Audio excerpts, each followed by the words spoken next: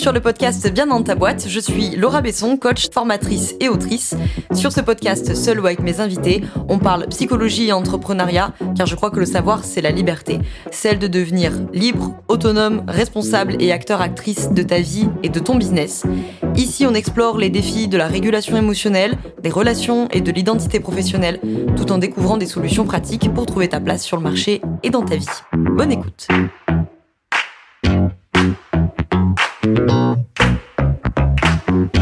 Bonjour à tous, bienvenue dans ce nouvel épisode du podcast Bien dans ta boîte. Aujourd'hui, on va parler d'un sujet dont on a déjà parlé et on va l'aborder avec le troisième et peut-être dernier angle. On va parler de la maternité quand on est travailleuse indépendante, entrepreneuse. On va parler de toute la question de la grossesse, du postpartum, etc. On avait déjà parlé de ces sujets-là il y a longtemps. On va vous mettre ça dans la description avec Charlotte qui est sage-femme. Donc on a eu l'angle sage-femme. On en a reparlé quelques mois plus tard avec Chloé qui est toujours d'ailleurs, qui est psy. Donc on a eu la lecture psy. Et aujourd'hui, on reçoit Solène pour en parler et pour parler plutôt de la partie, on va dire, business, qui est conjointe du coup à cette question de la maternité, de la grossesse, du postpartum. Et Solène, elle va être là pour répondre à plein de questions, plein de tracas, de stress qu'on peut avoir dans ces moments-là. Le business, qu'est-ce qu'on en fait, qu'est-ce qui va se passer, concilier les deux. Solène, bonjour, merci d'être avec moi aujourd'hui pour qu'on parle de ça. Comment vas-tu ? Ça va très bien. Puis merci beaucoup pour ton invitation. J'avais d'ailleurs écouté les épisodes de podcast dont tu fais mention, donc je suis ravie que tu m'aies invitée pour raconter une autre facette Voilà. et pour peut-être éclairer aussi tes auditrices. Parce que c'est vrai que oui, le côté physique et psychique, c'est hyper important, mais l'aspect financier et business aussi. Donc voilà, on va compléter tout ça ensemble.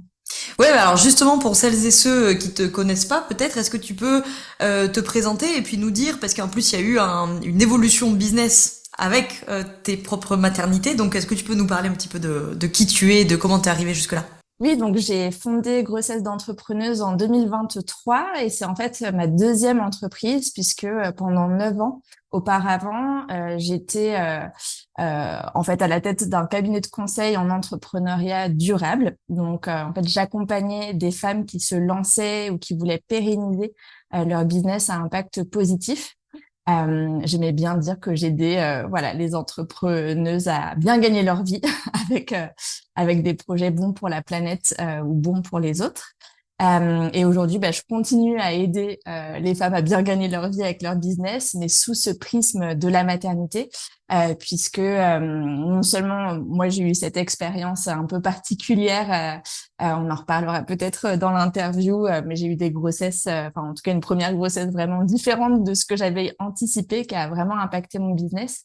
Et puis au-delà de mon expérience particulière, je me suis aussi rendu compte en regardant les chiffres, que l'entrée dans la maternité et dans la parentalité en général, c'est le point de rupture qui creuse les inégalités femmes-hommes.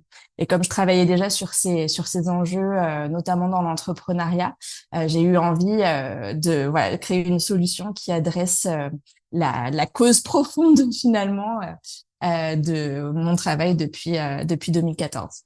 Donc l'idée c'est de pouvoir penser, anticiper, adapter son business, son activité, ses stratégies, etc. pour que justement ce départ en congé maternité ne soit pas un frein à l'activité.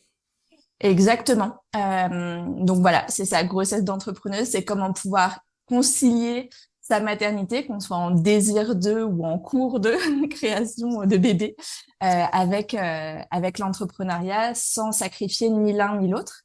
Parce qu'en fait, ce qui se passe très souvent pour les femmes qui font des bébés en étant entrepreneuses, c'est que soit elles vont ralentir leur business pour faire de la place pour cette grossesse, soit elles vont essayer de contenir la grossesse en se connectant pas du tout à leur corps, en prenant le congé maternité le plus court possible, en travaillant jusqu'à leur accouchement et en reprenant très rapidement après. Pour essayer d'éviter cet impact économique. Et donc moi mon travail c'est déjà de montrer, d'informer que c'est possible de voir les deux s'épanouir en parallèle et de donner effectivement des clés concrètes pour y arriver. Ouais, alors justement, tu anticipes ma question qui venait, qui était la première question vraiment sur le sujet, qui est un peu provoque, parce que j'imagine ta réponse. Mais voilà, partir en congé maternité, c'est beaucoup de stress pour beaucoup de travailleuses indépendantes. Donc la question un peu provoque pour entamer la discussion, c'est est-ce qu'elles ont raison de stresser ou est-ce que ça peut bien se passer? Moi, j'ai envie de dire oui, elles ont raison de stresser et c'est pas forcément une mauvaise chose. Le stress, ça a aussi, voilà, une vertu. Enfin, c'est physiologiquement pour nous préparer à un danger. Et effectivement, la grossesse, c'est un danger pour son activité. Sinon, ce serait pas le moment qui creuserait les écarts entre les femmes et les hommes. Le danger, il est réel. Après, bah voilà, toute l'idée, c'est de pouvoir l'anticiper, de le considérer à sa juste mesure. Moi, je suis pas là pour dire allez, on serre les dents, on serre les fesses, on y va les filles, ça va bien se passer et on va pas faire les chochottes. Non, non, c'est pas du tout ça mon discours. C'est au contraire de dire bah oui, effectivement, il y a voilà des impacts sur le corps, sur le psychisme. Sur voilà l'énergie, le temps qu'on va pouvoir accorder à son activité. Et si on ne change rien, et si on essaye de faire l'autruche, et ben malheureusement, la plupart des femmes voient voilà une perte de revenus qui peut aller, enfin en tout cas qui est mesurée à environ 25% de leurs revenus dans les 5 années qui suivent la naissance d'un bébé. Donc ça, c'est tout confondu, et salariés et entrepreneuses. Malheureusement, en France, on n'a pas de données sur les entrepreneuses en particulier. Mais en tout cas, voilà, on est dans cet ordre de grandeur-là. Ok, donc du coup, c'est ce que je voulais te poser comme question. La conséquence concrète, enfin la conséquence, il y en a plusieurs, mais la plus à craindre, c'est les pertes de revenus après. Donc on pourrait, j'imagine, supposer que pour les travailleuses indépendantes, c'est le fait, bon, bah, d'avoir peut-être moins facturé le temps de la grossesse et du postpartum, et après d'avoir du mal à relancer un peu la machine, d'avoir un peu disparu du marché, c'est ça l'idée? Oui, tout à fait, il y a ça. Et puis, en plus, il y a ce double standard dans la société entre les hommes et les femmes et qui se retrouve dans l'entrepreneuriat. Quand monsieur est entrepreneur, il n'a pas le temps parce qu'il est entrepreneur. Donc, il a pas ses soirées parce qu'il est entrepreneur. Il prend pas de vacances parce qu'il est entrepreneur. Il prend pas de congé paternité parce qu'il est entrepreneur. Il peut pas aller chez le pédiatre, faire le tampon avec la crèche qui est en grève parce qu'il est entrepreneur, vous comprenez bien. Alors que lorsque c'est madame qui est entrepreneuse, madame a le temps puisqu'elle est entrepreneuse, elle est à son compte, elle a son petit business qu'elle fait depuis la maison. Et donc, bah, parce qu'elle est entrepreneuse, elle devient la variable d'ajustement du couple. Donc, c'est elle qui fait les rendez-vous chez le pédiatre, c'est elle qui est voilà la roue de secours en cas de grève de la crèche ou de pas de mode de garde, parce que c'est ça aussi un des gros enjeux à la naissance d'un enfant, c'est que c'est difficile de trouver un mode de garde et que donc très souvent les femmes se retrouvent à reprendre le travail en s'occupant de leur bébé en parallèle. Et là, évidemment que c'est compliqué de faire autant de chiffre d'affaires ou plus qu'avant. Oui, j'ai même envie de rajouter sur l'argument féministe que je plus sois bien entendu, que ça marche aussi quand le conjoint est salarié, puisque moi aussi du coup je m'entends ça de oui mais t'inquiète pas quand vous aurez des enfants, bah lui de toute façon il peut pas, il est au boulot, tu vois, de 9h à 17h alors que toi tu peux, hein, bien entendu puisque tu t'amuses C'est comme tu dis, ça, tu fais ton tout petit à fait. business là, ton ordi, Tout à fait. Mais quand une femme est salariée et que son conjoint est entrepreneur, bien sûr. et bah, elle rentre le soir et lui, il est derrière son ordi. Ah, désolé, j'ai un call client. Tu Mm. vois, et ce truc de la désorganisation masculine, de la réunionite, voilà, enfin voilà, de cette charge mentale liée au foyer qu'on déverse sur sa conjointe, Mm. soi-disant parce que notre travail, hein, en fait, ça c'est les salariés ils le font et les entrepreneurs Bien sûr. aussi. Et c'est juste, voilà, c'est pas le même. Il y a un bout de phrase qui est remplacé. C'est à Mm. cause de mon patron, à cause de mes clients. Oui, enfin en fait, le vrai enjeu c'est la place qu'on accorde à son travail et l'équilibre qu'on est prêt à trouver par rapport aux tâches liées à la voilà au foyer qui sont démultipliées à l'arrivée des enfants et à l'arrivée de chaque enfant parce que ça c'est aussi intéressant. Plus les couples ont des enfants, plus les écarts se creusent. En fait, plus les couples ont des enfants, plus les femmes en font et moins les hommes en font. C'est-à-dire qu'un homme qui a 3 enfants, il passe moins de temps à s'en occuper qu'un homme qui en a un. Mhm. Donc, bref, voilà, tout ça pour dire que c'est pas pour taper sur les messieurs, hein, on n'est pas, enfin voilà, mais c'est juste pour dire que on est dans un contexte patriarcal qui va faire que, en tant que femme, même si on est dans un couple plutôt équilibré et égalitaire avant d'avoir des enfants, on peut tomber dans certains pièges qui vont nous empêcher de gagner autant bien notre vie qu'avant. Voilà. Bien sûr, non, non, mais tu es ici dans un espace de féministe et de gauchiste, donc tu peux sans problème dénoncer. Dénoncer ce qu'il y a à dénoncer. Voilà. Et notamment, mais comme tu viens de le dire, de dénoncer la dimension structurelle du patriarcat qui de fait s'impose même dans le couple hétéro qui a fait de son mieux pour discuter, pour répartir, pour faire, je sais pas moi, des plannings, des emplois du temps, etc. Eh bien, il y a de toute façon des pressions structurelles qui font que effectivement les écarts vont se creuser. Est-ce que quand même, quand on est travailleuse indépendante, on a le droit à des aides, à des prestations sociales, ou est-ce que, parce que des fois on entend ça, genre, bah oui, t'es indépendante, t'auras le droit à rien. Mais je sais que c'est pas vrai parce que j'ai suivi ta formation, ton calendrier. Oui, tout à fait. Non, mais tu fais bien de poser la question parce qu'en fait, oui, on a le droit à un congé maternité et à plein d'autres prestations d'ailleurs lorsqu'on est indépendante. Et parfois, on pense ne pas y avoir droit parce que comme on n'a pas de congé payé, si tu veux, quand on est à notre compte, c'est vrai que congé maternité, on se dit que c'est un peu dans la même catégorie et en fait, non, pas du tout. Ça a été créé pour justement prévenir de certains risques psychosociaux très importants autour de l'entrée dans la maternité. Et donc, heureusement, les femmes entrepreneuses ont droit à un congé maternité qui est de la même durée que celui des salariés, qui a même voilà des montants assez similaires. Par contre, il faut y penser et puis faire les démarches pour le demander. Et ça, tout le monde ne le fait pas. Et donc, tout le monde n'a pas droit à un congé payé. Donc, si vous voyez passer des témoignages sur LinkedIn ou autre part de femmes qui disent, bah moi, comme j'étais entrepreneuse, j'ai pas eu droit à, c'est parce qu'en fait, elles n'ont pas fait les démarches. Un autre type de témoignage qu'on peut voir, ce sont des femmes qui ont eu des indemnités journalières très faibles. Et là, ça vient du fait que parfois, si on n'a pas cotisé du tout, par exemple, j'ai une première grossesse, je trouve pas de mode de garde, je m'arrête totalement de travailler, allez, je lance ma boîte, je fais un deuxième bébé. Ah bah zut, en fait, il y a cette période de non cotisation qui va impacter le congé maternité suivant. Donc, d'où l'autre raison de ne pas devenir la variable d'ajustement de son couple, parce que très souvent, en fait, dans 95% des cas, lorsque un des deux parents doit renoncer à son travail pour s'occuper de son enfant, c'est la maman qui le fait, sans se rendre compte que, en fait, ça va impacter ses indemnités maternité future, mais aussi chômage, la retraite, etc., etc. Donc c'est ça aussi qui creuse les écarts femmes-hommes. Donc voilà, parfois on a des exceptions qui ont très peu d'indemnités. Je dis exception parce qu'en fait les règles ont quand même pas mal évolué en 2019 et en 2022 notamment.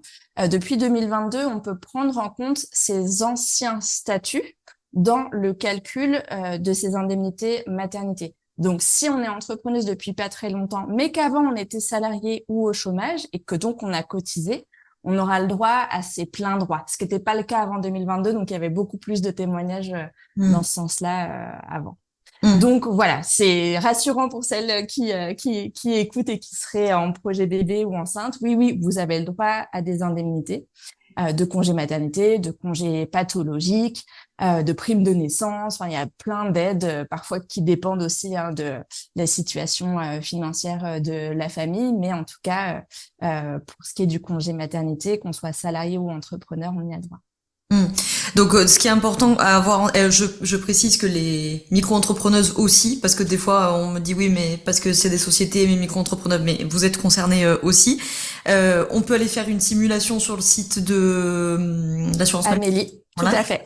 En fait, le seul profil qui ne va pas avoir droit, pour quand même être entièrement transparente, qui ne va pas avoir droit à des indemnités de congé maternité, ce sont les présidentes de SAS, SASU ou autres, non salariées. C'est-à-dire, Mm. quand on crée une boîte de manière et qu'on se fait conseiller par un avocat pour vraiment optimiser la fiscalité au maximum et payer le moins de cotisations sociales possible, on peut parfois être conseillé à ne pas se salarier finalement de son activité, de son entreprise, d'être présidente non salariée et de se payer uniquement avec des dividendes, c'est-à-dire pas de salaire et donc pas de cotisation sociale. Mais qui dit pas de cotisation sociale, il dit pas de congé maternité, mais pas de retraite non plus et pas de tout le reste. Donc voilà, à quand même avoir en tête. Mais la majorité des femmes sont de toute façon en entreprise individuelle et évidemment, elles sont tout à fait concernées par le congé maternité, pas de souci de ce côté-là. Mm. Et donc ça veut dire que j'ai cette première grossesse et je décide d'avoir, dans la mesure du possible, adapté mon entreprise, etc. parce que je veux prendre un postpartum plus long. Je Mhm. peux m'arrêter, j'en sais rien moi, 6 mois postpartum, donc après l'accouchement, ou même 9 mois, peut-être même un an, bon, admettons. Donc pendant un an, je décide que je ne facture pas avec mon entreprise, je m'occupe de bébé parce que j'avais mis de la trésorerie de côté, par exemple, quelque chose comme ça. Donc du coup, ça implique que c'est une année, effectivement, où il y aura pas enfin, je vais pas facturer, donc je vais payer moins d'URSSAF, donc je vais peut-être moins cotiser, ou pas cotiser du tout pour les micro-entrepreneuses qui auront pas déclaré d'URSSAF, donc pas de cotisation, donc ne vont pas Mhm. avoir cotisé. Et donc s'il y a une grossesse qui suit, pour le coup, là, je risque d'être enquiquinée sur mon congé maternité du second enfant. Oui, c'est ça. Ça vaut le coup de l'avoir en tête. Bon, en fait, la question que je posais derrière pour celles qui pouvaient peut-être, en nous écoutant, y penser, c'est que avoir anticipé d'avoir mis de la trésor de côté, c'est sûrement une bonne idée, j'imagine, mais c'est pas suffisant parce que par contre, ça peut vous enquiquiner pour les postpartum suivants, quoi.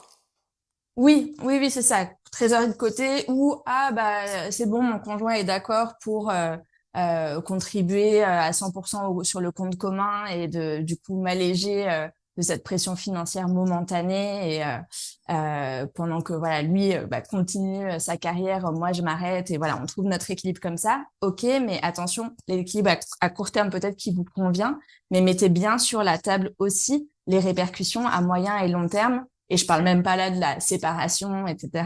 Mais voilà, c'est à prendre en compte dans le deal global.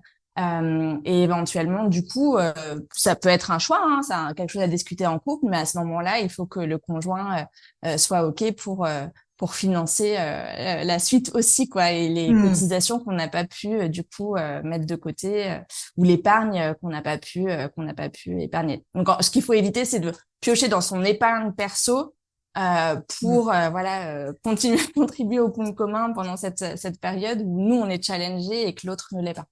Ouais. Voilà, justement, pour qu'on rentre un peu dans la partie, on va dire, business, comment est-ce qu'on peut adapter son activité, etc. Parfois, on a tout pensé, on a tout prévu, on a tout anticipé, voilà. Mais, comme tu as commencé à l'évoquer tout à l'heure, bah, on a peut-être pensé à tout, on a mis de la trésor de côté, on s'est arrangé avec son conjoint ou sa conjointe, mais on a peur d'avoir disparu quand on revient. Comment est-ce qu'on peut anticiper cette thématique de, bah, j'ai peut-être mis des sous de côté, mais autant quand je reviens, je suis plus personne, quoi. Oui, alors il y a plusieurs choses. Déjà, en fait, bon, si on prend un congé maternité pour un premier ou deuxième enfant, typiquement c'est 4 mois. En fait, 4 mois dans notre vie à nous et à l'échelle de notre business, ça peut paraître très long, mais dans la vie des autres gens, 4 mois, voilà, ça passe comme ça et on va pas forcément avoir autant de répercussions que ce que nous on s'imagine. Ceci étant dit, effectivement, reprendre son activité après un congé maternité, quand on est encore quand même dans le dur hein, du postpartum, faut le dire, souvent les nuits sont hyper hachées, le corps est pas encore tout à fait remis, le cerveau j'en parle pas, donc quelque part c'est un redémarrage en côte.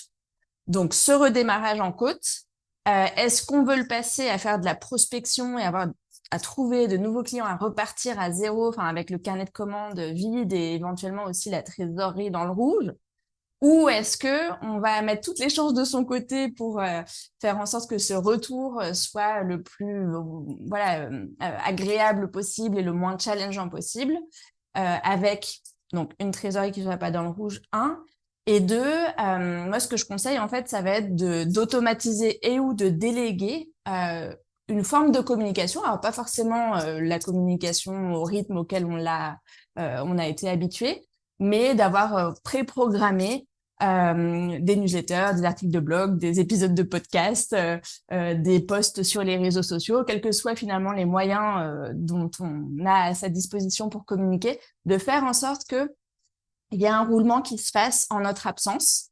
Encore une fois, on décide d'automatiser, de déléguer ou un petit peu des deux pour qu'effectivement, voilà, il n'y ait pas cette chute et dans l'algorithme et dans la tête des gens, avec même pourquoi pas la mise en place d'une liste d'attente. Donc, si on vous contacte pendant votre congé maternité, qu'il y a un message, là encore une fois, soit automatique, soit délégué, qui disent bah je ne suis pas disponible en ce moment. Vous n'avez même pas besoin de dire que vous êtes en congé maternité si c'est votre choix. Cependant, je reviens à partir de temps. Donc, soit vous m'attendez, soit si vous voulez, je peux vous conseiller tel ou tel autre confrère, consoeur. Vous pouvez aller contacter de ma part. Voici les coordonnées. Et dites-leur bien que vous venez de ma part. Ils vous feront passer en priorité. Et ça permet éventuellement d'avoir même une rétrocession des partenaires en question. Donc, il y a plein de petites choses à penser comme ça, à mettre en place qui vont faire en sorte que, bah voilà, quand on revient après son congé maternité, on n'est pas, voilà, au niveau zéro, comme si on repartait de néant par rapport au business qu'on a construit pendant quelques mois, quelques années avant ce congé. Alors, c'est quoi pour toi le truc d'un point de vue business qu'il faut absolument avoir pensé ou avoir fait? Il faut pas passer à côté de ce truc-là. En fait, moi, je dirais la chose, c'est de ne pas uniquement se focaliser sur les indemnités de congé maternité, la partie administrative, parce qu'en fait, ça, c'est une pièce du puzzle, mais c'est bien loin de tout ce qu'il y a à penser et à faire quand on est chef d'entreprise et qu'on décide d'être enceinte et de prendre un congé maternité. En fait, tout à l'heure, j'étais assez rassurante en disant, bah oui, bien sûr, il y a un congé maternité, la durée est la même, la rémunération est quasi équivalente aux salariés. Par contre, ce qu'on oublie, c'est que donc ces indemnités, elles ont été réfléchies et pensées en miroir de celles des salariés. On s'est dit, bon, on va donner les mêmes droits aux indépendantes, pardon, et chefs d'entreprise qu'aux salariés. Seulement, l'impact quand on est chef d'entreprise, il est très différent de quand on est salarié. Quand on est salarié, on travaille, on travaille, on travaille. Paf, un beau jour, pouf, on prend son congé maternité, on est indemnisé. Et un beau jour, pouf, on reprend et hop, il y a le salaire qui redémarre. Quand on est entrepreneuse, on va avoir en fait une chute de son chiffre d'affaires bien en amont du congé maternité, parce qu'on va pas signer un client pour 6 mois à la veille de son départ. Donc en fonction des modèles économiques, pendant quelques semaines, voire quelques mois avant le congé maternité, on va pas pouvoir facturer comme avant. Et puis on en parlait tout à l'heure, la reprise, c'est redémarrage en côte. Donc voilà, ça prend un certain temps avant de retrouver un niveau habituel.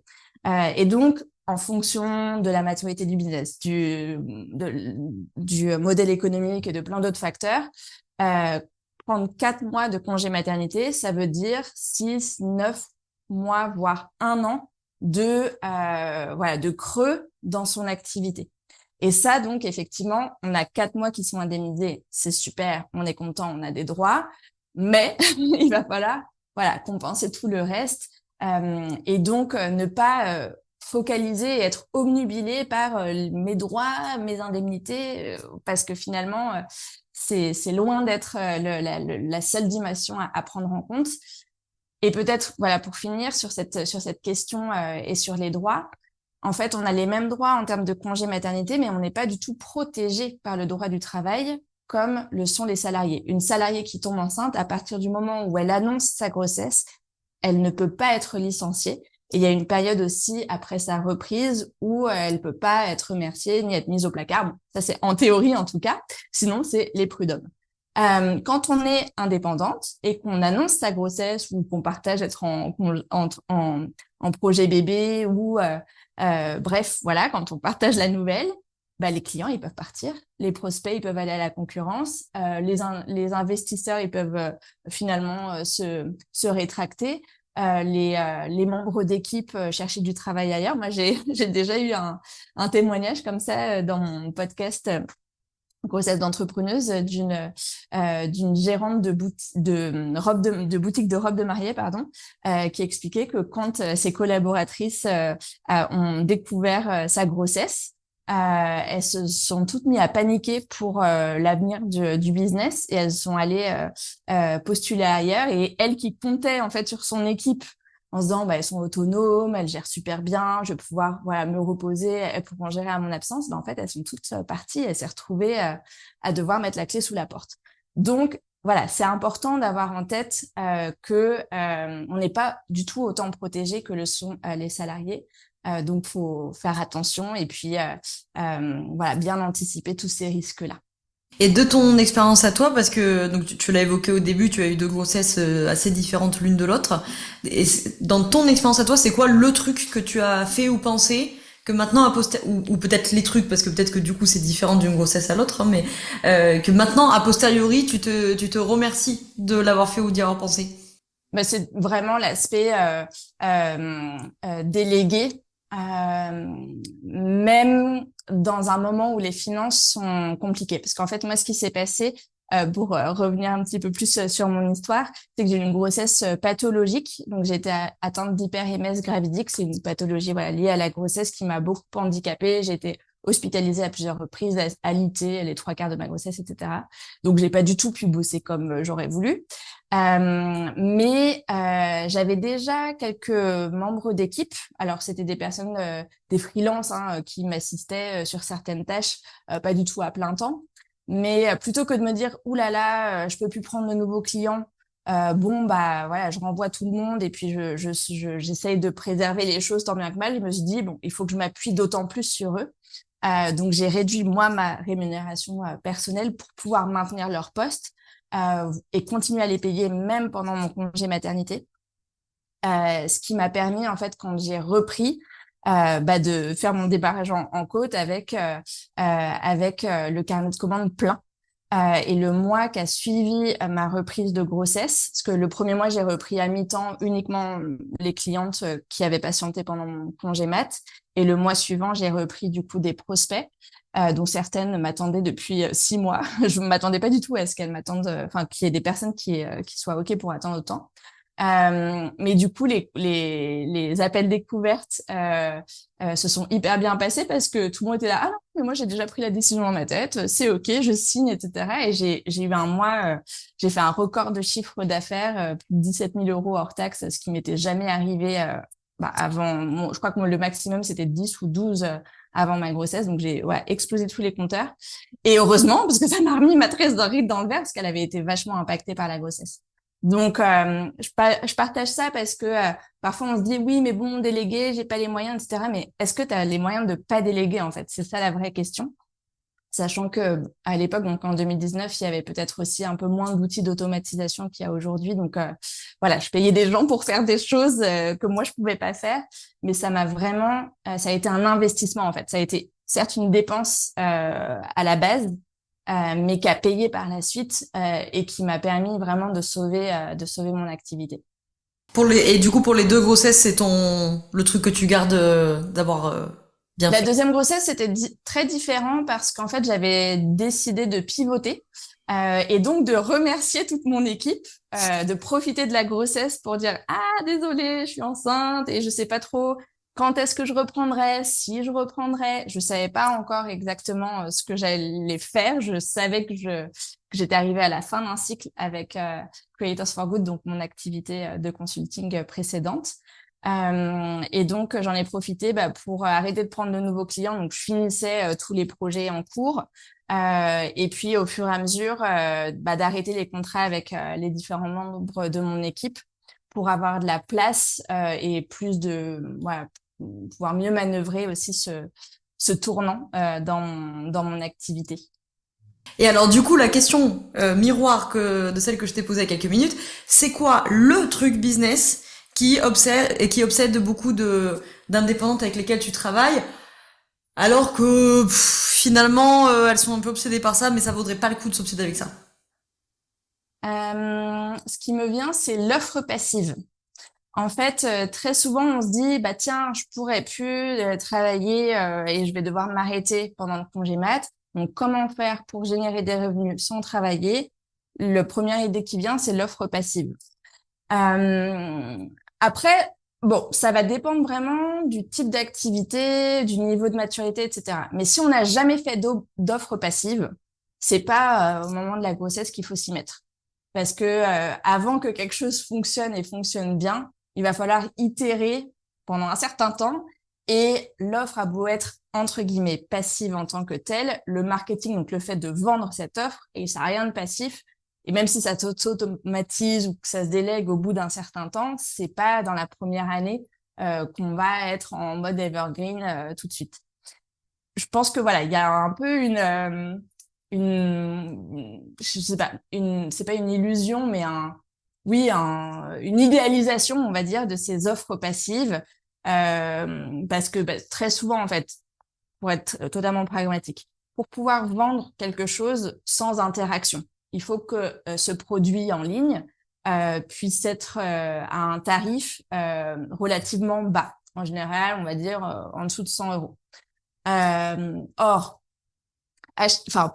pour faire du chiffre d'affaires avec quelque chose qu'on vend moins de 100 euros, il va falloir le vendre plusieurs dizaines, centaines de fois. Et donc, ça va demander un volume de visibilité très important. Et souvent, les premières années dans son activité, on va plutôt préférer avoir moins de clients mais qui payent plus cher parce que ça va aller plus vite finalement pour générer un chiffre d'affaires suffisant que de chercher à avoir beaucoup de clients qui payent pas beaucoup. Donc voilà, je dirais que c'est ça, même si, encore une fois, dans certains cas, si on a déjà fait des offres passives et qu'il y a une certaine maturité finalement qui est déjà atteinte et qu'on a une liste d'emails de, je sais pas, 5, 10, 15 000 personnes, une présence sur les réseaux sociaux importante, des relais médias, des partenaires qui peuvent prendre notre relais en notre absence, pourquoi pas? Mais il y a tellement peu en fait d'entrepreneuses qui cochent toutes ces cases que je dirais que c'est pas tout pour tout le monde. Voilà. Ok. Alors, tu nous as donné déjà plein de conseils au fur et à mesure de ces questions. Je te propose qu'on essaie d'extraire the conseil pour les 5 trimestres. Alors, pour celles et ceux qui nous écoutent, j'ai quelques souvenirs de la fac de bio, donc je sais qu'une grossesse, c'est 3 trimestres. Mais on va compter un trimestre avant et un trimestre après. Donc le trimestre 0, qui vient pas de moi, qui vient de Solène, hein, puisque j'ai suivi, elle vous en parlera à la fin, son calendrier de l'avant-bébé. de l'avant-bébé pour se préparer pour celles qui sont déjà anticipées, pour les obsessionnels comme moi, qui essayent d'anticiper toutes les situations. Donc ce T0, donc avant le T1 premier trimestre, T2 deuxième trimestre, T3 troisième trimestre, et ensuite on a un trimestre postpartum, donc après accouchement. Alors la première question du coup, ça serait quoi the conseil pour le trimestre 0, donc pour celles qui sont au projet bébé ou qui sont pas encore enceintes ou qui bon bref. Ouais. Avant. Ouais. Bah, je dirais en fait plutôt que de se dire on verra bien quand je suis enceinte ou si je tombe enceinte, parce qu'il y a aussi des femmes qui sont pas certaines de pouvoir concrétiser ce projet bébé. Je dirais, c'est de vraiment profiter de cette période pour se préparer, exactement comme tu l'as fait. Même si, oui, ça peut paraître un peu prématuré, finalement, tout ce qu'on va faire avant la grossesse, même juste pour se préparer psychologiquement, bien voir les étapes et un petit peu s'apaiser en fait dans ces angoisses qu'on peut avoir par rapport à cette période charnière de sa vie et de femme et d'entrepreneuse. Tout ce qu'on va faire avant, ça va vraiment aider par la suite. Donc pour le trimestre 0, c'est pas repousser en disant de toute façon tant que je suis pas enceinte, je sais pas, on verra, je peux rien faire. Si, il y a plein de choses à faire. Moi, je parenthèse parce que c'est la partie sur laquelle je peux parler de ton programme. Enfin, je veux dire, dans le rapport que moi j'y ai eu, c'était justement, je me suis faite alpaguer par le marketing de Solène. Parce que quand j'ai reçu ton mail, tu venais juste de le sortir, là, c'était en décembre 2024. Ouais. Et donc au début, j'ai un peu ce rapport-là, quoi, de me dire bon, en même temps, c'est pas vraiment d'actualité, je vais peut-être pas me mettre là-dedans, machin. Et en fait, franchement, Si vous avez le temps et la disponibilité, bon, financière, c'est vraiment très accessible, mais bon, ou psychique ou temporelle ou que sais-je, de le faire. Franchement, faites-le parce que comme tu viens de dire, je trouve, en tout cas mon expérience, c'est que bon, effectivement, ça permet de déblayer, d'anticiper des choses. Tu vas faire ta petite simulation, tu vois aussi concrètement à quoi tu peux t'attendre, où est-ce que tu fous les pieds.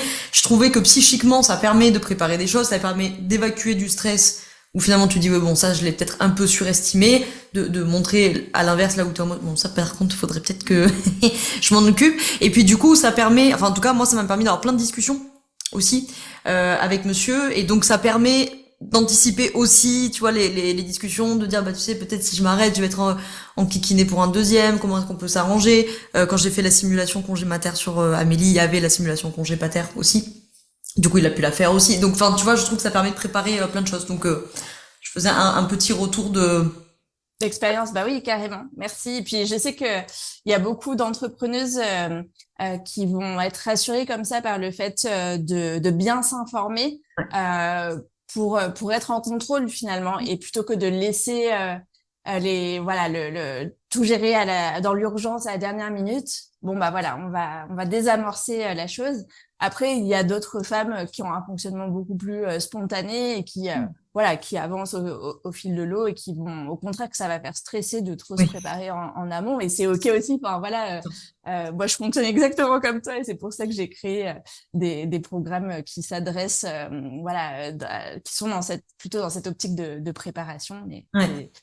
c'est, voilà, à chacun de voir si ça lui correspond ou pas.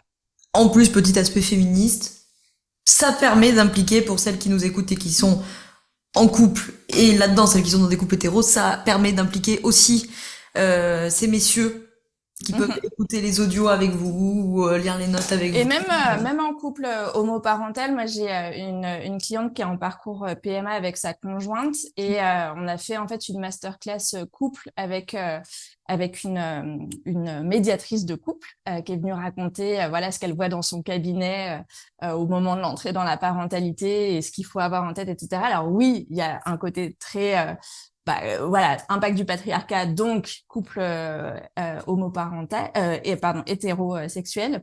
Mais ce qu'elle disait, ce que je trouvais hyper intéressant, c'est que finalement ces schémas vont se retrouver aussi dans les couples homoparentaux et ça peut tout à fait être intéressant et peut-être que ces couples-là sont d'autant plus ouverts à mettre tout sur la table et à bien discuter de qui va s'impliquer comment et la personne du couple qui va porter l'enfant, bah, comment est-ce qu'on va pouvoir compenser pour faire en sorte que l'équilibre qu'on a trouvé jusque-là soit pas totalement déséquilibré.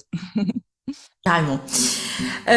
Du coup, est-ce que tu as un conseil plus qu'un autre à donner du coup pour le premier trimestre de grossesse? Ouais. Alors le premier trimestre de la grossesse, la plupart des femmes sont, on va le dire clairement, au bout de leur vie. C'est-à-dire qu'il y a un cocktail hormonal qui fait que ça peut être très difficile à vivre. Et je parle même pas de l'angoisse de la fausse couche et voilà de toute cette transformation aussi psychique qui démarre dès que la grossesse démarre. Et donc là, je dirais en fait plutôt que d'essayer d'étouffer cette grossesse et de lui en vouloir et de vouloir à tout prix faire son activité comme avant, bah en fait c'est vraiment s'autoriser à être en mode minimum syndical, euh, s'autoriser à ralentir en fait et à vouloir à accueillir son corps et tout ce qui traverse et ça change rien au fait d'avoir une fausse couche ou pas hein, que je le dis très clairement parce que c'est important aussi de déculpabiliser par rapport à ça. Vous pouvez courir partout et pas faire de fausse couche et rester alité 3 mois et avoir une fausse couche quand même, mais je trouve ça important en fait quand on est justement de profiter d'être à son compte pour être le meilleur patron possible pour soi-même et vraiment de s'autoriser à écouter son corps. Si on a besoin de faire la sieste, eh ben on fait la sieste. Il y a 84% des femmes enceintes qui font la sieste, qui ressentent ce besoin au premier trimestre parce qu'il y a la progestérone, donc c'est une des hormones qui monte en pic, qui cause de la narcolepsie. Donc il y a un truc c'est le corps, quoi, c'est tout. Donc on discute pas et on l'écoute et ça se passe en général beaucoup mieux quand on est comme ça dans cette acceptation plutôt que dans la lutte. Oui, c'est d'ailleurs pour le coup, quand on disait au début les avantages que peuvent avoir nos collègues salariés, notamment en termes de protection du droit du travail, etc. Peut-être un avantage que nous avons la plupart du temps, pas toutes les indépendantes, mais la plupart du temps comparé à nos collègues salariés, c'est de pouvoir peut-être déplacer les rendez-vous, commencer l'après-midi plus tard. Exactement. Ouais, ouais, ouais, tout à fait. Tu fais bien de le souligner, parce que voilà, je trouve que c'est hyper compatible en fait, la grossesse et l'entrepreneuriat, et ça fait partie, voilà, des éléments qui font que c'est hyper compatible. Oui, c'est vraiment un truc. Moi, enfin, je fais une parenthèse, mais parce qu'en plus, je pense à une amie là, qui est enceinte, côté salarié, mais peu importe. Et où on discutait la dernière fois, parce qu'elle a vécu du harcèlement au travail à cause de ça, elle est infirmière, et de subir le harcèlement des collègues femmes, parce que la misogynie intériorisée, hein, c'est terrible, mais qui reflète aussi, si tu veux, une question de domination au travail et de conditions de travail à l'hôpital public qui sont évidemment épouvantables, et que donc en fait, elles lui en veulent de tu es enceinte, et donc du coup, il y a des choses que tu peux plus faire, il y a des manips qui te sont interdites, et donc tu nous fous tout dans la merde, etc. Même si probablement le fond du sujet n'est pas tu es enceinte, mais plutôt on est 4 infirmières, on devrait être 18, on est tout à bout de nerfs. Enfin bon bref. Et donc on discutait de ça sur le fait que dans les questions patriarcales, j'ai la sensation, mais tu le sais mieux que moi puisque toi tu es maman, que quand tu tournes autour des sujets de la maternité, il y a un endroit où tu culmines l'enfer du patriarcat. Il y a jamais rien qui va. Genre tu as pas d'enfants, c'est pas normal, c'est pas bien. Tu en as, mais tu en as pas assez. Tu en as trop. Tu allaites, tu allaites pas. Tu travailles pas. Tu te reposes quand même. Franchement, t'as pas honte. Puis tu vas travailler, on va dire, bah, faudra pas t'étonner. Aussi, si y a un problème avec cet enfant, tu fais que travailler. Mm. Le patriarcat Mm. te met dans une situation où n'as pas raison quoi qu'il arrive, quoi. Tout à fait. Et que peut-être, je sais pas, ça, peut-être est-ce que ça pèse plus, enfin plus, ça pèse tout le temps. Maman, pas maman d'ailleurs, mais peut-être un peu plus au premier trimestre parce que, comme tu disais, peut-être qu'il y a cette peur de la fausse couche, la culpabilité, le fait d'appréhender un petit peu cette nouvelle grossesse. Oui. Bah en fait, on va dire que un des impacts du patriarcat, ça va être d'invisibiliser les difficultés liées à la maternité en général et au premier trimestre aussi. Il y a d'ailleurs, c'est un essai de Judith Ackien qui s'appelle Trois mois sous silence, qui est vraiment voilà hyper bien fait pour exprimer avec beaucoup de lucidité tout ce qui se joue en fait dans ce premier trimestre de grossesse. Euh, Parce que en fait, on va imposer aux femmes de ne pas dire qu'elles sont enceintes lors du premier trimestre. Or, pour beaucoup, le premier trimestre, c'est le plus difficile à vivre. Et ça, on s'y attend du coup pas forcément quand on tombe enceinte, parce que comme autour de nous, toutes les femmes ont essayé de faire comme si il y avait rien, et ben on peut tomber de très haut parce qu'on s'imagine que ça va être dur d'être enceinte quand on aura un énorme bide qui pèse sur les lombaires, ou quand on va devoir accoucher ou être en postpartum et allaiter. Mais en fait, le premier trimestre, ça peut être le trimestre le plus difficile à vivre de tous.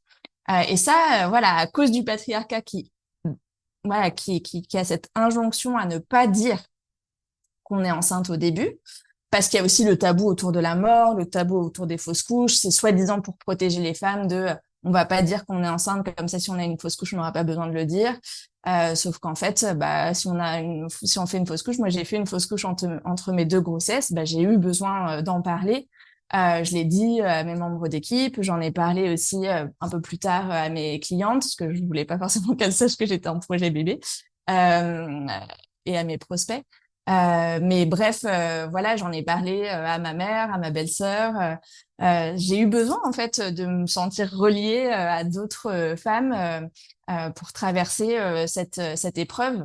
Et je pense que c'est important. Voilà, ça fait partie des tabous qui sont en train d'être levés là depuis ces dernières années.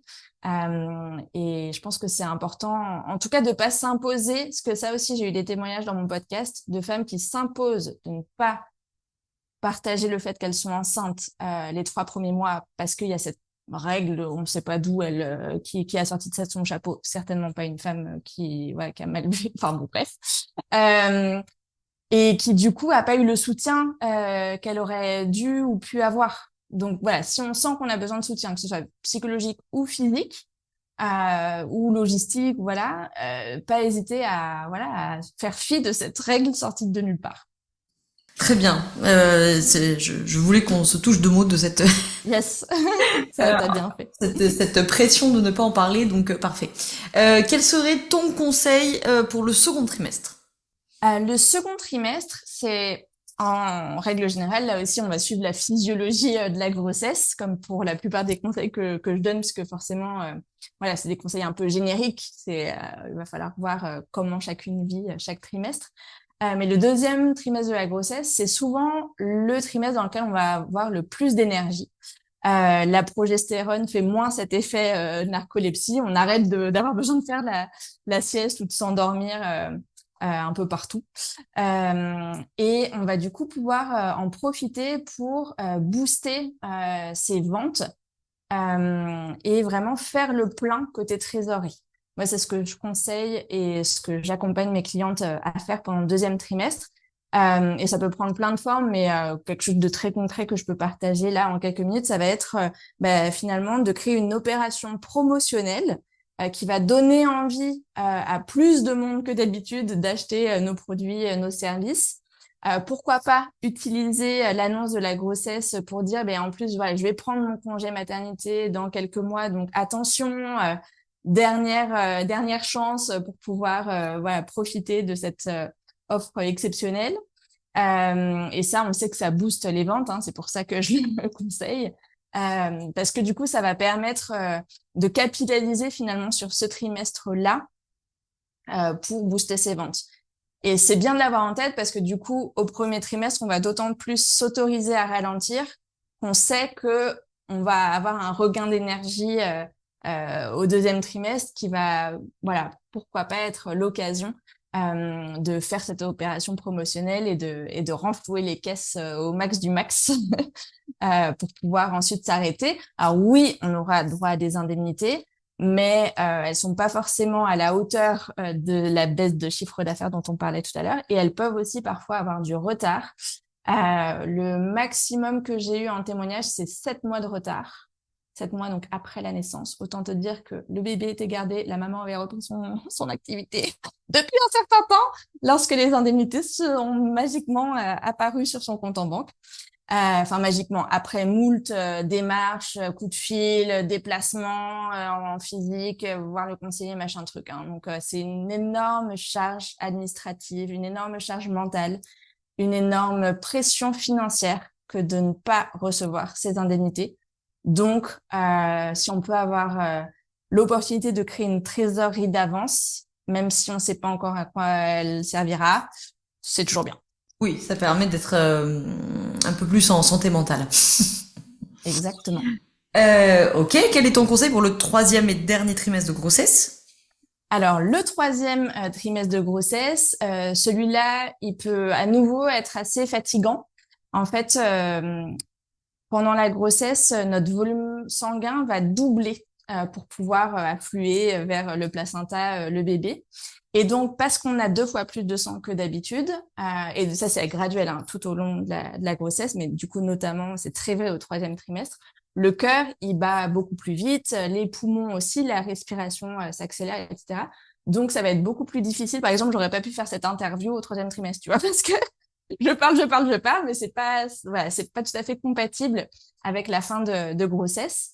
Donc, on va se sentir essoufflé, on peut avoir voilà plein d'autres problèmes liés à cette augmentation du volume sanguin et ou aux hormones et ou à plein d'autres trucs qui peuvent se passer physiquement, voilà, qui peuvent vraiment endurer le corps. Et donc l'idée, ça va être, maintenant qu'on a les caisses pleines, grâce à notre super opération promotionnelle du deuxième trimestre, ça va être plutôt de se consacrer à la préparation du congé maternité. Qu'est-ce que j'automatise? Qu'est-ce que je délègue pour faire en sorte que je reprenne pas mon démarrage en côte dans le néant? Et plutôt voilà commencer à finir les projets clients, à clore un petit peu les choses pour préparer son congé maternité qui démarre pendant le troisième trimestre de grossesse. Hein. Je rappelle que le congé maternité, il va démarrer entre 6 et 2 semaines avant la date de terme de la grossesse. Pourquoi entre 6 et 2 semaines? C'est au choix. voilà, quand on est à son compte, on peut choisir une durée de congé maternité flexible et donc on peut décider de s'arrêter seulement 2 semaines avant son terme. Je dis seulement parce qu'en fait, le mot terme ou date prévue d'accouchement, parce que c'est ça que nous donnent les médecins, c'est, ça induit en erreur. La date qu'on nous donne, c'est pas la date où on a le plus de chances d'accoucher. C'est la date à partir de laquelle ça devient dangereux pour le bébé de rester et qu'on va commencer à parler déclenchement. Et si 1 semaine après cette date, le bébé a toujours pas décidé, malgré, voilà, nos invitations mentales, on va avoir des actions physiques pour déclencher l'accouchement. Mais donc, la date la plus probable de donner naissance, c'est pas à 41 semaines, c'est à 39. En fait, si tu regardes les pics, les courbes, les pourcentages, donc il y a 70 ou 72% de chances, je rentre dans les détails dans ma formation, là, j'ai plus les chiffres tout à fait en tête, mais voilà, une immense majorité de chances d'accoucher avant, voire 2 semaines avant cette date prévue d'accouchement. Et donc, moi j'ai plein de témoignages de personnes qui me disent ah oui, j'avais prévu de prendre mon congé maternité, mais au final bébé arrivait en avance, donc j'ai pas eu de congé maternité avant sa naissance. Ah bon, il était en avance. Il a arrivé à quelle date? Ah, à 39 plus 2, enfin voilà. Bah non, en fait, il était pas en avance, c'était tout à fait à l'heure. C'est juste que on a été un peu confusé par ce vocabulaire. Donc, l'idée, c'est de pouvoir s'arrêter de travailler avant l'accouchement. Déjà parce que on est au bout de ses forces physiques. Que l'idée, quand bébé naît et qu'on commence à allaiter et tout, c'est d'avoir un petit peu de réserve, justement, d'énergie. Et puis parce que les sages-femmes parlent de ce trimestre comme étant le trimestre de l'ocytocine. L'ocytocine, c'est une hormone importante au moment de l'accouchement parce que c'est ça qui crée les contractions de l'utérus qui vont permettre au bébé de descendre et de naître. Et tout au long de ce trimestre, l'utérus se charge de capteurs d'ocytocine. Et donc, plus on va être dans des activités qui nous font plaisir, des activités relaxantes, rigoler devant une série des années 90 ou passer à un moment en amoureux ou entre copines, etc. Tout ça, ça va faciliter la création de ces capteurs d'ocytocine qui vont derrière permettre un accouchement le plus physiologique possible. Alors là encore, hein, c'est pas parce qu'on s'arrête bien avant d'accoucher qu'on va avoir un super accouchement, ou c'est pas parce que on s'arrête de travailler le jour de son accouchement que ça va forcément être la catastrophe. Mais j'ai quand même là encore pas mal de témoignages qui abondent dans le sens de bah voilà, j'ai pas réussi à m'arrêter en amont, j'étais bah voilà à fond dans le boulot et résultat accouchement qui dure hyper longtemps, qui finit en césarienne d'urgence et postpartum compliqué derrière, etc. Donc je dirais voilà, vraiment se dire que c'est un trimestre du ralentissement et être OK avec ça, malgré, on va reparler du patriarcat, malgré la société qui valorise uniquement le faire, qui valorise l'action, qui valorise le fait de pas s'arrêter. Et c'est pas évident en fait. Il y a beaucoup de femmes qui disent oui, mais moi c'est pas dans ma nature d'être au ralenti. Je suis pas quelqu'un comme ça. Oui, mais moi non plus et personne parce qu'en fait on nous a pas du tout inculqué ça depuis l'enfance. C'est pas vraiment valorisé hein, de faire la sieste et de pantoufler sur son canapé. Et donc voilà. Et parfois il va falloir se forcer un petit peu. Moi, je conseille même à mes clientes de créer un rituel de transition entre le moment où on travaille et le moment où on s'arrête de travailler pour vraiment ancrer cette décision qui est bonne pour notre corps, qui est bonne pour notre psychisme, qui est bonne pour l'accueil de ce bébé voilà pour accompagner cet arrêt de travail. Dans la description, pour celles et ceux qui nous écoutent, je vous invite à compléter avec un épisode que j'ai fait, je dirais, en décembre, quelque chose comme ça, sur la culpabilité de se reposer, la culpabilité de s'arrêter, je sais plus comment je l'avais appelé, avec les aspects individuels et puis l'aspect systémique là du capitalisme intériorisé, hein, bien entendu, faut être productif, faut être efficace, blablabla, et de compléter tout ce que nous apporte Solène, si la question physio, bio, tout ça, ça vous intéresse, que vous voulez compléter dans l'épisode avec Charlotte, donc qui est sage-femme, dans la description pour bien comprendre tout ça, parce que du coup ça va évidemment hein, dans le même sens, notamment sur la question de l'ocytocine, on s'en est beaucoup parlé. Ouais, je me souviens. Ok, le 3e trimestre est donc Avant-dernière question que j'avais pour toi, ben, le conseil, the conseil du postpartum. Ouais, alors moi, le postpartum, je le découpe en fait en 2 trimestres. Il y a le quatrième trimestre, c'est le trimestre vraiment les quelques semaines qui suivent l'accouchement. Où là, moi, ce que je conseille, c'est vraiment de s'autoriser à pas travailler du tout. Alors, je sais, on va dire oui, mais il y a des femmes qui ont quand même envie, etc. Ok. Si elles ont tout leur village qui est là pour les soutenir, why not? Tout leur village, ça veut dire le papa qui s'arrête complètement, le papa ou le coparent, mais aussi des nounous, des personnes qui cuisinent, qui font le ménage, qui s'occupent de tout, à la limite. Mais si c'est pour reprendre le travail et s'occuper de bébé et l'allaiter à plein temps et faire à manger et les courses et le machin et le truc et la rééducation du périnée parce que quand même faut reprendre une sexualité pour faire plaisir à monsieur, etc., etc. Là, pardon. Là, je dirais attention danger. Le burn-out parental, la dépression du postpartum, tous ces risques sont aggravés lorsqu'on ne prend pas un vrai temps d'arrêt de travail après l'accouchement. Le minimum syndical, je dirais que c'est 6 semaines, donc les 40 jours après la naissance, c'est le temps voilà, que l'utérus et que tous les organes reprennent leur place. Dans beaucoup de cultures ancestrales, les 40 premiers jours sont sacrés. La maman n'est jamais seule avec son bébé, on cuisine pour elle, on fait toute l'intendance et la logistique de la maison, on s'occupe des aînés et elle reste le plus possible allongée. Moi, je l'ai fait en fait pour ma deuxième grossesse et j'ai pas eu besoin de faire de rééducation du périnée après parce que je suis restée allongée longtemps. Et là aussi, hein, moi non plus, c'est pas dans ma nature de rester allongée, mais c'est pour avoir étudié la physiologie de la grossesse et de l'après que je me suis rendu compte à quel point ça pouvait en fait avoir des vertus. Et dans les pays où les femmes reprennent le travail très rapidement, je pense aux États-Unis où c'est 2 semaines après avoir accouché, les rayons des supermarchés sont emplis de serviettes hygiéniques plus max pour les fuites urinaires après 50 ans. Parce qu'en fait, quand on reprend le travail très rapidement, ça a non seulement des impacts potentiellement physiques et psychologiques à court terme, mais aussi derrière, ça veut dire que dès la ménopause, paf, on se fait pipi dessus tout la deuxième moitié de sa vie. Donc bon, si on peut éviter, c'est quand même un bon investissement à faire.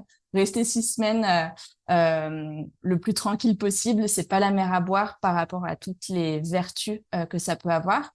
Et je pense notamment quand on est à son compte, quand on est entrepreneuse, notre énergie vitale, l'énergie qu'on a, qu'on peut donner à son activité, elle est hyper importante. Et comme je le disais, moi j'ai vécu ça pour mon deuxième après mon deuxième accouchement, j'ai vraiment pris soin de coacher tout le monde autour de moi pour être sûre d'avoir mes 6 semaines vraiment où j'ai pas touché une casserole. Et j'ai senti l'énergie remonter en flèche dans ces eaux-là, en fait, autour de 40 jours. Mais vraiment, c'était incroyable. Et juste après, j'ai lancé Grossesse d'entrepreneuse que j'avais eue en idée pendant la grossesse et un peu avant. Et en fait, j'avais une énergie de malade, quoi, quand j'ai repris. Parce que voilà, parfois, ralentir, j'imagine que tu le dis dans l'épisode dont tu faisais mention tout à l'heure, ralentir, c'est ouais, c'est aussi favoriser une meilleure énergie par la suite.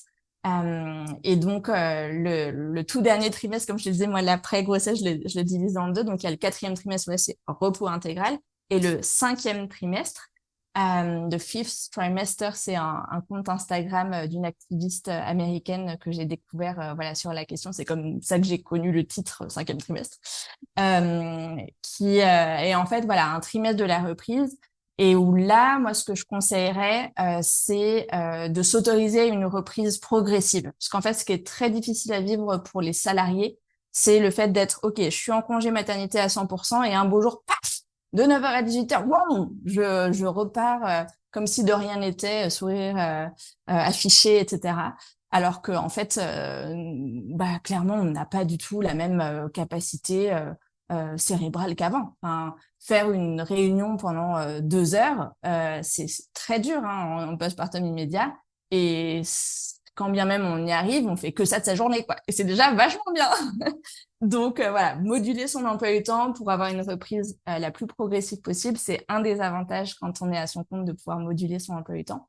Et en plus, alors ça, c'est un droit qui va évoluer, mais en tout cas pour le moment, il y a donc le congé parental qui est après le congé maternité ou paternité, qui peut être pris, et ça on le sait peu, à 50 ou 80%. Alors du coup, les montants sont vraiment dérisoires, mais mis bout à bout sur plusieurs années, parce que c'est jusqu'aux 3 ans de l'enfant, ça fait quand même une petite somme. Et puis c'est symbolique de se dire que bah voilà, je reprends à 50% pendant X semaines ou mois, puis je reprends à 80%, parce qu'en fait, la plupart des femmes réduisent leur temps de travail, donc autant être indemnisées pour. Et puis voilà, retrouver un nouveau rythme finalement après avoir accueilli son enfant. Et si on a envie de continuer à allaiter, on peut. Enfin voilà, il y a plein de choses à dire autour de ce trimestre-là, mais je pense que j'ai déjà donné pas mal d'éléments. Ouais, alors moi je fais une parenthèse pour alors, la team YouTube. Vous avez vu, pour celles et ceux qui nous écoutent en podcast, vous n'avez pas vu ma tête quand Solène nous racontait que les Américaines doivent reprendre le travail au bout de 2 semaines. Postpartum, etc. Et que je faisais vraiment une tête. Je suis désolée, je vais faire l'américanisme mental à 2 balles, mais vraiment quand j'entends ça, et donc ça c'est le pays de la liberté, hein. Voilà, super. Donc je vais encore faire l'anticapitaliste de service, mais le capitalisme intériorisé, enfin le capitalisme tout court. Et les Mhm. thématiques de capitalisme intériorisé aussi, hein, des femmes qui se retrouvent vraiment dans des situations de toutes les discriminations sexistes et patriarcales dont tu as fait mention en partie, parce que les lister, c'est très long. Et aussi du coup des conséquences de ça, de il faut être productif, il faut retourner travailler, il faut être à fond, il faut pas s'arrêter, il faut pas se reposer, blablabla. Enfin bref, tout ça. Sachant qu'aux États-Unis, en fait, ça a été démontré, hein, ce sont les lobbies de l'industrie du lait en poudre qui ont poussé à cette reprise enfin, la plus courte du monde. Il y a aucun pays à part les États-Unis où on reprend aussitôt. Et c'est les lobbies de l'industrie du lait en poudre parce qu'en fait, l'allaitement, ça met 6 semaines, là aussi, à se mettre en route. Donc, si on est séparé de son bébé plusieurs heures d'affilée à 2 semaines postpartum, on ne peut pas continuer à allaiter, sauf à tirer son lait toutes les 2 heures pendant une demi-heure, ce qui est voilà parfois proposé. Mais dans tous les cas, si on met ça en place, comme en fait quand on tire son lait, il y a un peu moins de lait qui sort que quand c'est le bébé qui allaite. Et donc, on va devoir dans tous les cas supplémenter avec un peu de poudre pour ajuster si jamais on veut reprendre très très rapidement, enfin reprendre en étant séparé de son bébé. Donc oui, j'abonde dans ton sens. Effectivement, il n'y a pas que le patriarcat, il y a aussi le capitalisme. Ah franchement, camarades auditoris, si ça vous veut pas virer anticapitaliste, moi je sais pas quoi faire. Vraiment, y a pas mieux que les Américains. Enfin, le lobby du lait en poudre, vraiment ça me désespère. Ça me désespère. Bon, on ne laisse pas les femmes tranquilles, même dans cette période-là. Et après, on va nous faire un sketch de réarmement démographique au JT de France 2. Bon, bref, soit. Je ne vais pas m'énerver, je vais continuer. Et oui, oui, bien sûr, de prendre en compte, on en a parlé un petit peu avec Charlotte, je pense aussi dans l'épisode, mais bien sûr toutes les modifications physiques, bien entendu, et puis cérébrales, tu en as parlé, qu'il y a eu pendant la grossesse et qui fait que la reprise du travail, on n'est pas toujours concentré comme on l'était avant, on peut avoir des pertes de mémoire, la fatigue. Voilà, là on a parlé parce que pour la majorité d'entre nous, on fait beaucoup des métiers intellectuels, mais bien entendu, ça vaut pour toutes celles, encore plus même, j'ai envie de dire, qui sont routières ou à l'usine ou agricultrices, que sais-je, qui sont debout toute la journée alors qu'elles viennent d'accoucher. Mais bon, tu comprends, faut vendre du lait en poudre. Bon, soit. Alors. En t'écoutant, j'ai pensé que j'avais oublié une petite question tout à l'heure quand tu as parlé du congé maternité avant l'accouchement, que tu as dit Mhm. vous pouvez choisir de le prendre entre 8 et 2 semaines avant. Si 6 et 2 semaines, oui. 6 pardon, ouais. Si nos auditrices décident de le prendre que entre guillemets 2 semaines avant, est-ce que ça Mhm. décale après en postpartum ou est-ce que on a le même temps en postpartum et si t'as pas pris avant, tant pis pour toi? Donc il y a voilà cette durée minimum et maximum avant. Et puis effectivement oui, donc on choisit les dates de son congé maternité on peut donc aller jusqu'à 16 semaines. Donc ça c'est pour un premier ou un deuxième enfant sans autre enfant à charge. Et après, si on accouche avant ou après la date initialement prévue, tout se décale hein, sur le congé postnatal, donc il n'y a pas d'inquiétude à avoir. Et oui, tout à fait, on peut moduler en fonction de ce qu'on a l'impression qui sera le plus utile pour nous. Très bien. Eh bien, écoute, Solène, j'avais une dernière question avant que tu puisses nous parler de tes actualités. Une dernière question sur la question de la grossesse, c'est les cas particuliers. Alors, tu vas peut-être pas nous faire un mot pour tous les cas particuliers, mais que il peut y avoir des cas particuliers. Tu en as vécu un, toi, de grossesse pathologique. Ça peut être le cas de grossesse surprise qui n'était pas tout à fait prévue au programme. Bon, est-ce qu'il y a un conseil générique pour les cas particuliers? En fait, ce qui est difficile dans un cas particulier, c'est justement le fait Bien qu'on sûr. l'avait pas nécessairement anticipé et qu'il y a donc tout un réajustement à faire. Qui peut parfois être difficile à vivre. Moi, clairement, j'ai frôlé la dépression hein, pendant ma grossesse pathologique parce que, bon, pour plein de raisons, parce que c'était difficile à vivre, mais aussi parce que j'avais jamais été malade avant et que du coup, j'étais persuadée que mon corps fonctionnerait bien et que j'aurais jamais aucun problème. Et que donc, forcément, la première fois qu'on se confronte à nos limites, c'est difficile à vivre. Donc, ce que je dirais, c'est dans ces cas-là de vraiment et pouvoir ajuster en fonction de ce qui nous fait du bien, parce qu'encore une fois, on est le moteur de notre activité en tant qu'entrepreneuse, et c'est hyper important, bah, du coup, de encore moins subir les injonctions des uns et des autres et de vraiment pouvoir s'écouter. Moi, j'ai eu besoin de continuer à travailler et même j'ai écrit un livre en fait pendant ma première grossesse parce que sinon j'allais sombrer dans les abîmes de la dépression en me disant mais mon business que ça fait 5 ans que je l'ai construit de mes mains et que je l'abandonne à cause de cette grossesse, c'est trop dur à vivre. Bah voilà, au fin fond de mon lit, entre deux vomis, j'ai écrit un livre parce que c'était quelque chose d'intellectuel et de compatible avec mon alitement. Et derrière, ça a eu des super répercussions pour mon activité et qu'en est sorti finalement grandi. Donc ça aussi, ça a forgé en moi cette idée que voilà, un imprévu peut se transformer en une opportunité. Mais voilà, le plus important, c'est vraiment de s'écouter, éventuellement de bien s'entourer si on ressent le besoin d'être accompagné enfin par un soutien psychologique. C'est important d'autant plus voilà de le faire dans ces moments-là parce qu'il y a cet ajustement qui peut être difficile à vivre et à traverser et qui pourtant peut avoir vraiment une grande importance dans la suite de son activité. Eh bien, merci beaucoup Solène pour d'être venue sur le podcast et pour toutes ces conseils, ces informations et ces partages aussi que tu as pu faire durant cet épisode. Est-ce que tu veux nous partager quelque chose, une actualité vers où on peut renvoyer nos auditories, le calendrier notamment? Oui, tout à fait. Déjà, elles peuvent aller visiter le site internet grossessedentrepreneuse.fr. J'ai un podcast qui partage à la fois des conseils, mais aussi plein de retours d'expérience qui s'appelle là aussi Grossesse d'entrepreneuse. Et donc, ce programme dont tu parlais, que tu as suivi, le calendrier de l'avant-bébé, c'est en fait, je vous aide à faire un rétro-planning, donc à comprendre voilà tous ces différents trimestres de grossesse qu'on a évoqués ensemble quoi mettre en place à quel moment pour voilà apaiser sa charge mentale et se sentir plus en contrôle de voilà ce tsunami qu'est la maternité dans la vie d'une entrepreneuse. Et c'est un programme qui est hyper accessible déjà par son tarif et aussi par son format. Donc, c'est 15 audios de 5-6 minutes. Donc, hyper digeste, facile à intégrer dans son emploi du temps. On n'a pas besoin voilà, d'y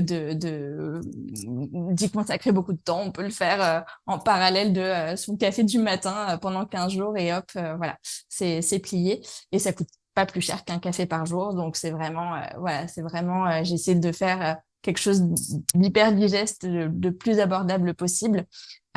Et ça introduit aussi pas mal de notions qu'on détaille beaucoup plus ensuite dans la préparation de business à la grossesse, qui est mon accompagnement plus complet, où là, il y a des modules de formation, des expertes qui donnent des masterclass, une communauté de soutien, des cercles de parole, etc., etc. Voilà, pour celles qui sont en plein dedans et qui veulent être accompagnées pendant cette période-là. Eh bien, écoute, formidable. On va mettre tout ça dans la description pour celles et ceux qui veulent aller voir. Est-ce que tu veux ajouter quelque chose avant qu'on conclue cet épisode ou est-ce que tu as pu tout dire?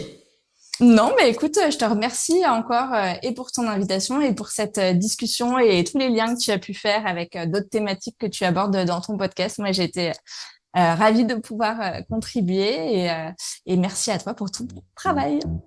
Merci beaucoup à toi, Solène. À très vite.